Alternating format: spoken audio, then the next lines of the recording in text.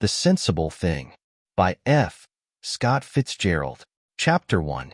At the great American lunch hour, young George O'Kelly straightened his desk deliberately and with an assumed air of interest. No one in the office must know that he was in a hurry, for success is a matter of atmosphere, and it is not well to advertise the fact that your mind is separated from your work by a distance of 700 miles. But once out of the building, he set his teeth and began to run, glancing now and then at the gay noon of early spring which filled Times Square and loitered less than 20 feet over the heads of the crowd. The crowd all looked slightly upward and took deep March breaths, and the sun dazzled their eyes so that scarcely anyone saw anyone else but only their own reflection on the sky. George O'Kelly, whose mind was over 700 miles away, thought that all outdoors was horrible. He rushed into the subway, and for 95 blocks bent a frenzied glance on a car card which showed vividly how he had only one chance in 5 of keeping his teeth for 10 years. At 137th Street, he broke off his study of commercial art, left the subway, and began to run again, a tireless, anxious run that brought him this time to his home. One room in a high, horrible apartment house in the middle of nowhere. There it was on the bureau, the letter, in sacred ink, on blessed paper.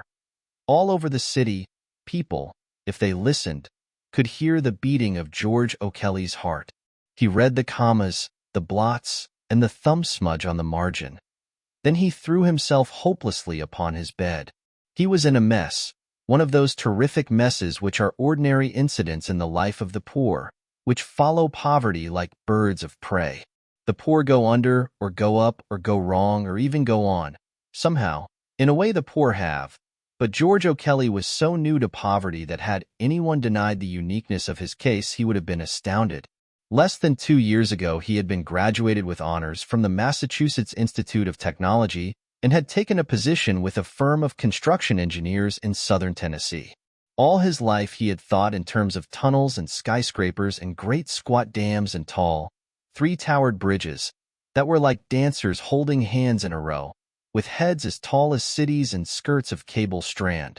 It had seemed romantic to George O'Kelly to change the sweep of rivers and the shape of mountains so that life could flourish in the old bad lands of the world where it had never taken root before. He loved steel, and there was always steel near him in his dreams, liquid steel, steel in bars and blocks and beams and formless plastic masses, waiting for him as paint and canvas to his hand. Steel inexhaustible, to be made lovely and austere in his imaginative fire. At present he was an insurance clerk at $40 a week with his dream slipping fast behind him. The dark little girl who had made this mess, this terrible and intolerable mess, was waiting to be sent for in a town in Tennessee. In 15 minutes the woman from whom he sublet his room knocked and asked him with maddening kindness if, since he was home, he would have some lunch. He shook his head, but the interruption aroused him, and getting up from the bed he wrote a telegram. "Letter depressed me. Have you lost your nerve? You are foolish, and just upset to think of breaking off. Why not marry me immediately? Sure, we can make it all right."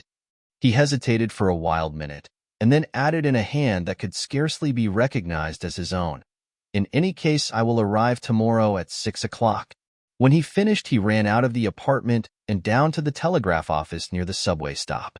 He possessed in this world not quite $100, but the letter showed that she was nervous, and this left him no choice.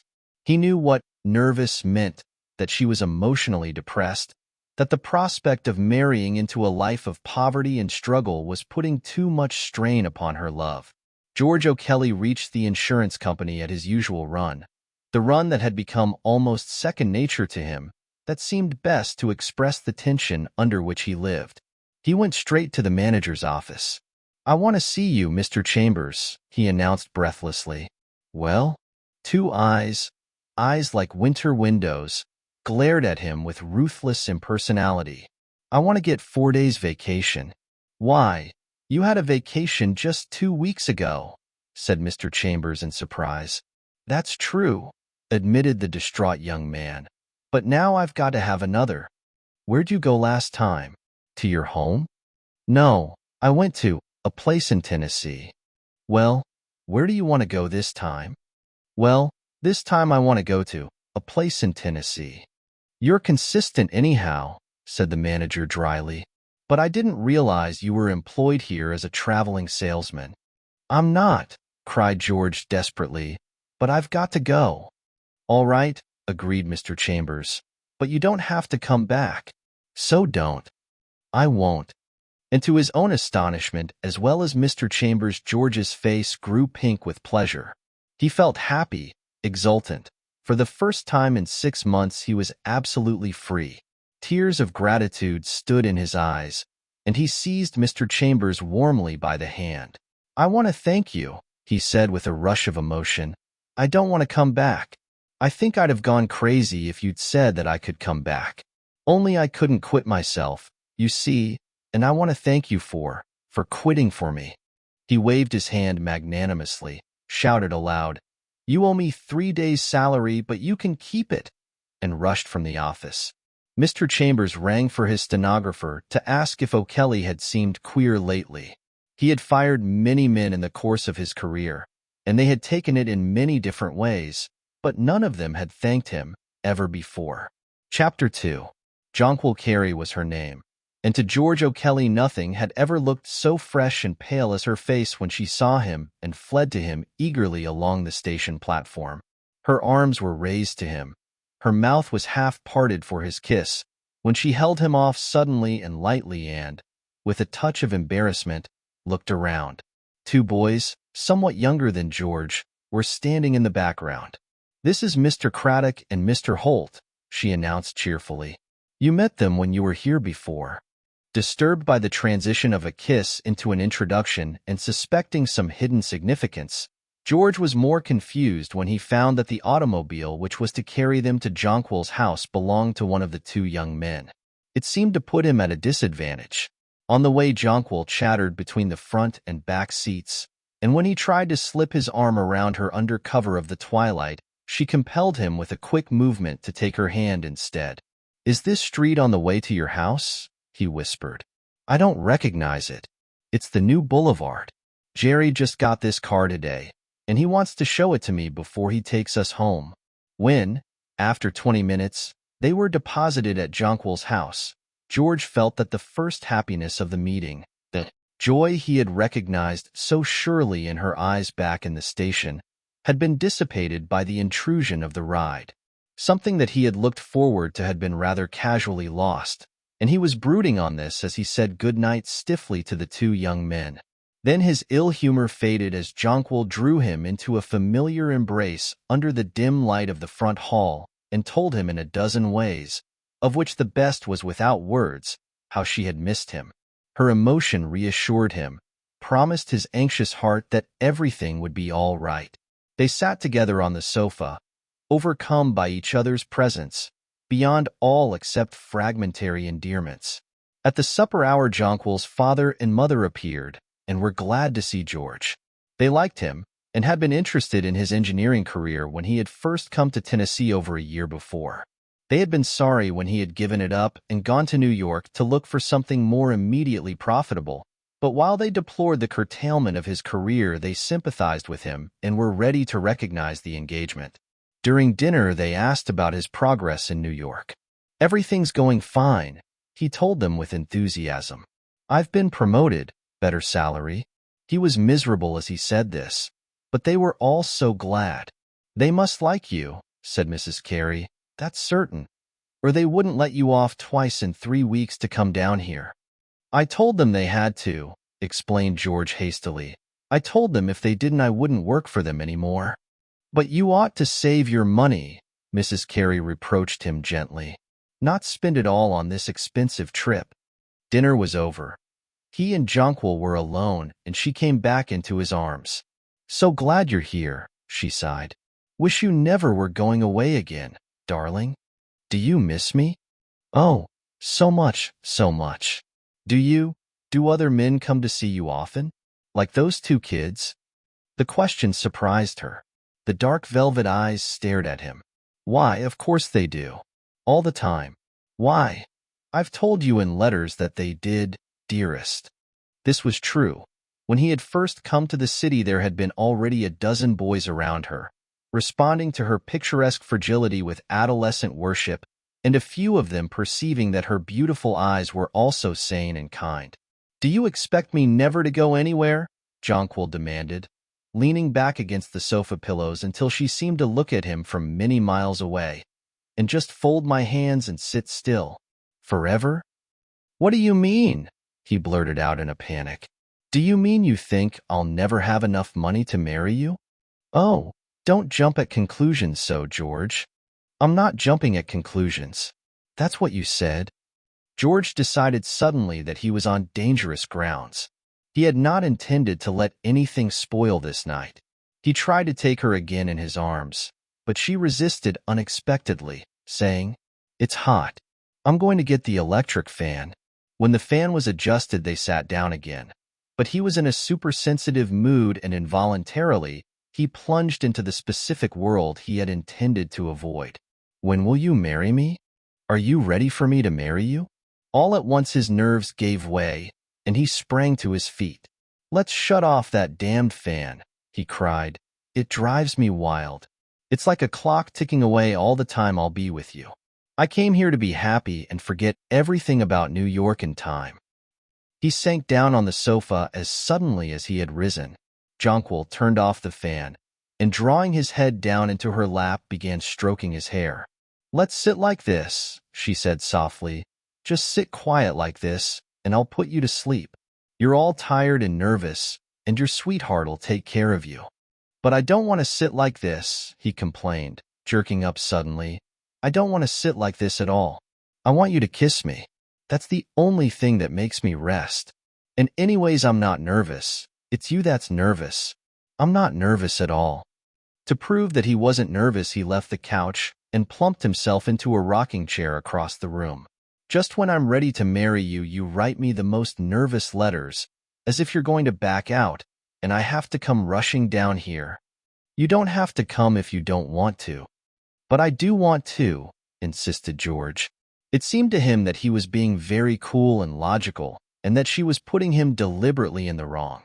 With every word, they were drawing farther and farther apart, and he was unable to stop himself or to keep worry and pain out of his voice. But in a minute, Jonquil began to cry sorrowfully, and he came back to the sofa and put his arm around her. He was the comforter now, drawing her head close to his shoulder, murmuring old familiar things until she grew calmer and only trembled a little, spasmodically, in his arms. For over an hour they sat there, while the evening pianos thumped their last cadences into the street outside. George did not move or think or hope, lulled into numbness by the premonition of disaster. The clock would tick on, past 11, past 12, and then Mrs. Cary would call down gently over the banister. Beyond that he saw only tomorrow and despair. Chapter 3. In the heat of the next day, the breaking point came. They had each guessed the truth about the other, but of the two, she was the more ready to admit the situation. "There's no use going on," she said miserably. "You know you hate the insurance business, and you'll never do well in it." "That's not it," he insisted stubbornly. "I hate going on alone. If you'll marry me and come with me and take a chance with me, I can make good at anything, but not while I'm worrying about you down here." She was silent a long time before she answered, not thinking, for she had seen the end, but only waiting, because she knew that every word would seem more cruel than the last. Finally she spoke. "George, I love you with all my heart, and I don't see how I can ever love anyone else but you. If you'd been ready for me 2 months ago, I'd have married you. Now I can't because it doesn't seem to be the sensible thing." He made wild accusations. There was someone else. She was keeping something from him. "No, there's no one else." This was true. But reacting from the strain of this affair, she had found relief in the company of young boys like Jerry Holt, who had the merit of meaning absolutely nothing in her life. George didn't take the situation well, at all. He seized her in his arms and tried literally to kiss her into marrying him at once. When this failed, he broke into a long monologue of self-pity, and ceased only when he saw that he was making himself despicable in her sight. He threatened to leave when he had no intention of leaving, and refused to go when she told him that, after all, it was best that he should. For a while she was sorry, then for another while she was merely kind. "You'd better go now," she cried at last, so loud that Mrs. Cary came downstairs in alarm. "Is something the matter?" "I'm going away, Mrs. Cary," said George brokenly. Jonquil had left the room. "Don't feel so badly, George." Mrs. Cary blinked at him in helpless sympathy. Sorry and, in the same breath, glad that the little tragedy was almost done. "If I were you, I'd go home to your mother for a week or so. Perhaps after all this is the sensible thing." "Please don't talk," he cried. "Please don't say anything to me now." Jonquil came into the room again, her sorrow and her nervousness alike tucked under powder and rouge and hat. "I've ordered a taxicab," she said impersonally. "We can drive around until your train leaves." She walked out on the front porch. George put on his coat and hat and stood for a minute exhausted in the hall. He had eaten scarcely a bite since he had left New York. Mrs. Cary came over, drew his head down and kissed him on the cheek, and he felt very ridiculous and weak in his knowledge that the scene had been ridiculous and weak at the end. If he had only gone the night before, left her for the last time with a decent pride. The taxi had come, and for an hour these two that had been lovers rode along the less frequented streets. He held her hand and grew calmer in the sunshine, seeing too late that there had been nothing all along to do or say. "I'll come back," he told her. "I know you will," she answered, trying to put a cheery faith into her voice. "And we'll write each other, sometimes." "No," he said, "we won't write. I couldn't stand that. Someday I'll come back. I'll never forget you, George." They reached the station, and she went with him while he bought his ticket. Why, George O'Kelly and Jonquil Cary. It was a man and a girl whom George had known when he had worked in town, and Jonquil seemed to greet their presence with relief. For an interminable 5 minutes they all stood there talking. Then the train roared into the station, and with ill-concealed agony in his face, George held out his arms toward Jonquil. She took an uncertain step toward him, faltered, and then pressed his hand quickly as if she were taking leave of a chance friend. "Goodbye, George," she was saying. "I hope you have a pleasant trip. Goodbye, George. Come back and see us all again." Dumb, almost blind with pain, he seized his suitcase, and in some dazed way got himself aboard the train. Past clanging street crossings, gathering speed through wide suburban spaces toward the sunset.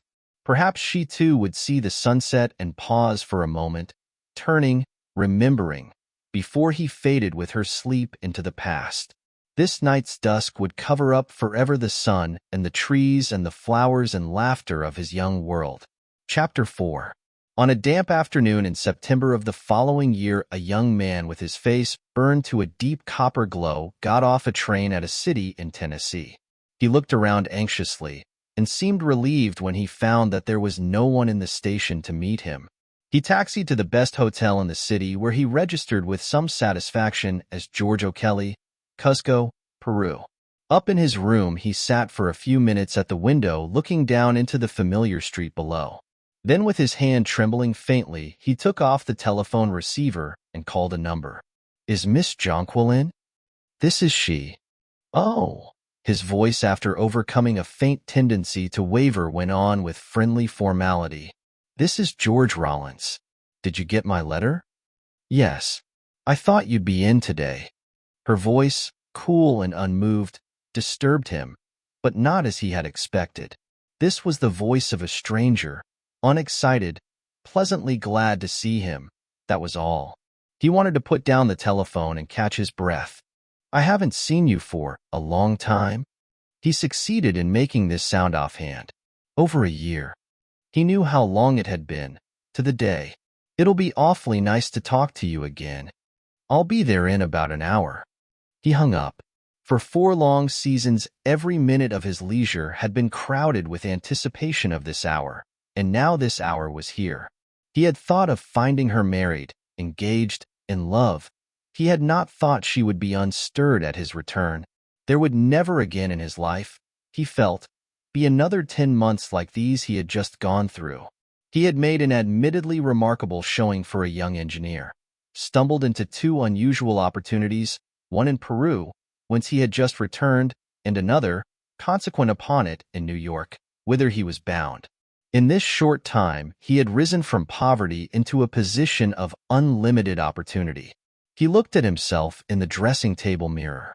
He was almost black with tan, but it was a romantic black, and in the last week, since he had had time to think about it, it had given him considerable pleasure. The hardiness of his frame, too, he appraised with a sort of fascination. He had lost part of an eyebrow somewhere, and he still wore an elastic bandage on his knee, but he was too young not to realize that on the steamer many women had looked at him with unusual tributary interest. His clothes, of course, were frightful. They had been made for him by a Greek tailor in Lima in 2 days. He was young enough, too, to have explained this sartorial deficiency to Jonquil in his otherwise laconic note. The only further detail it contained was a request that he should not be met at the station. George O'Kelly, of Cusco, Peru, waited an hour and a half in the hotel, until, to be exact, the sun had reached a midway position in the sky. Then, freshly shaven and talcum-powdered toward a somewhat more Caucasian hue, for vanity at the last minute had overcome romance, he engaged a taxicab and set out for the house he knew so well. He was breathing hard. He noticed this, but he told himself that it was excitement, not emotion. He was here. She was not married. That was enough. He was not even sure what he had to say to her. But this was the moment of his life that he felt he could least easily have dispensed with. There was no triumph, after all, without a girl concerned, and if he did not lay his spoils at her feet, he could at least hold them for a passing moment before her eyes. The house loomed up suddenly beside him, and his first thought was that it had assumed a strange unreality. There was nothing changed, only everything was changed. It was smaller, and it seemed shabbier than before. There was no cloud of magic, hovering over its roof and issuing from the windows of the upper floor. He rang the doorbell, and an unfamiliar colored maid appeared. Miss Jonquil would be down in a moment. He wet his lips nervously and walked into the sitting room, and the feeling of unreality increased. After all, he saw, this was only a room, and not the enchanted chamber where he had passed those poignant hours. He sat in a chair, amazed to find it a chair, realizing that his imagination had distorted and colored all these simple familiar things.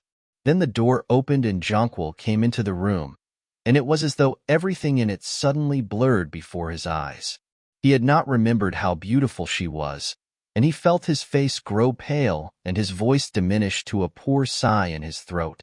She was dressed in pale green, and a gold ribbon bound back her dark, straight hair like a crown. The familiar velvet eyes caught his as she came through the door, and a spasm of fright went through him at her beauty's power of inflicting pain. He said, "Hello," and they each took a few steps forward and shook hands. Then they sat in chairs quite far apart and gazed at each other across the room. "You've come back," she said, and he answered just as tritely, "I wanted to stop in and see you as I came through." He tried to neutralize the tremor in his voice by looking anywhere but at her face. The obligation to speak was on him, but, unless he immediately began to boast, it seemed that there was nothing to say. There had never been anything casual in their previous relations. It didn't seem possible that people in this position would talk about the weather. "This is ridiculous," he broke out in sudden embarrassment. "I don't know exactly what to do. Does my being here bother you?" "No." The answer was both reticent and impersonally sad. It depressed him. "Are you engaged?" he demanded. "No." "Are you in love with someone?" She shook her head. "Oh." He leaned back in his chair. Another subject seemed exhausted. The interview was not taking the course he had intended. "Jonquil," he began, this time on a softer key, "after all that's happened between us, I wanted to come back and see you. Whatever I do in the future, I'll never love another girl as I've loved you." This was one of the speeches he had rehearsed. On the steamer, it had seemed to have just the right note. a reference to the tenderness he would always feel for her combined with a non-committal attitude toward his present state of mind. Herewith, the past around him, beside him, growing minute by minute more heavy on the air. It seemed theatrical and stale. She made no comment, sat without moving, her eyes fixed on him with an expression that might have meant everything or nothing. "You don't love me any more, do you?" he asked her in a level voice. "No." When Mrs. Cary came in a minute later and spoke to him about his success, there had been a half-column about him in the local paper. He was a mixture of emotions. He knew now that he still wanted this girl, and he knew that the past sometimes comes back. That was all. For the rest, he must be strong and watchful, and he would see. "And now," Mrs. Cary was saying, "I want you two to go and see the lady who has the chrysanthemums. She particularly told me she wanted to see you because she'd read about you in the paper." They went to see the lady with the chrysanthemums. They walked along the street, and he recognized with a sort of excitement just how her shorter footsteps always fell in between his own. The lady turned out to be nice, and the chrysanthemums were enormous and extraordinarily beautiful. The lady's gardens were full of them, white and pink and yellow, so that to be among them was a trip back into the heart of summer. There were 2 gardens full and a gate between them. When they strolled toward the second garden, the lady went first through the gate. And then a curious thing happened. George stepped aside to let Jonquil pass, but instead of going through, she stood still and stared at him for a minute. It was not so much the look, which was not a smile, as it was the moment of silence. They saw each other's eyes, and both took a short, faintly accelerated breath, and then they went on into the second garden. That was all. The afternoon waned.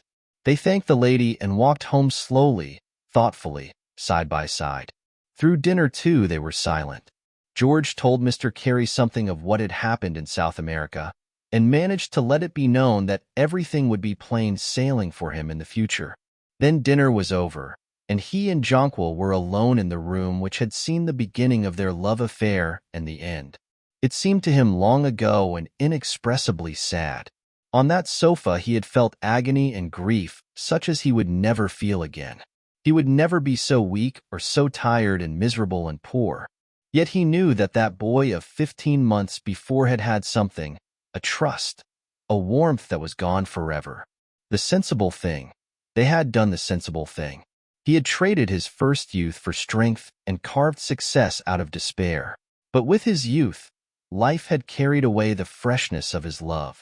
"You won't marry me, will you?" he said quietly. Jonquil shook her dark head. "I'm never going to marry," she answered. He nodded. "I'm going on to Washington in the morning," he said. "Oh, I have to go. I've got to be in New York by the 1st, and meanwhile, I want to stop off in Washington." "Business?" "No," he said as if reluctantly. "There's someone there I must see who was very kind to me when I was so down and out." This was invented. There was no one in Washington for him to see, but he was watching Jonquil narrowly, and he was sure that she winced a little, that her eyes closed and then opened wide again. "But before I go, I want to tell you the things that happened to me since I saw you, and, as maybe we won't meet again, I wonder if just this once you'd sit in my lap like you used to. I wouldn't ask except since there's no one else. Yet, perhaps it doesn't matter." She nodded, and in a moment was sitting in his lap as she had sat so often in that vanished spring. The feel of her head against his shoulder, of her familiar body, sent a shock of emotion over him. His arms holding her had a tendency to tighten around her, so he leaned back and began to talk thoughtfully into the air. He told her of a despairing 2 weeks in New York which had terminated with an attractive, if not very profitable job in a construction plant in Jersey City. When the Peru business had first presented itself, it had not seemed an extraordinary opportunity. He was to be 3rd assistant engineer on the expedition, but only 10 of the American party, including 8 rodmen and surveyors, had ever reached Cusco. 10 days later, the chief of the expedition was dead of yellow fever. That had been his chance, a chance for anybody but a fool, a marvelous chance. "A chance for anybody but a fool," she interrupted innocently. "Even for a fool," he continued. It was wonderful. Well, I wired New York. And so, she interrupted again, they wired that you ought to take a chance? Ought to, he exclaimed, still leaning back.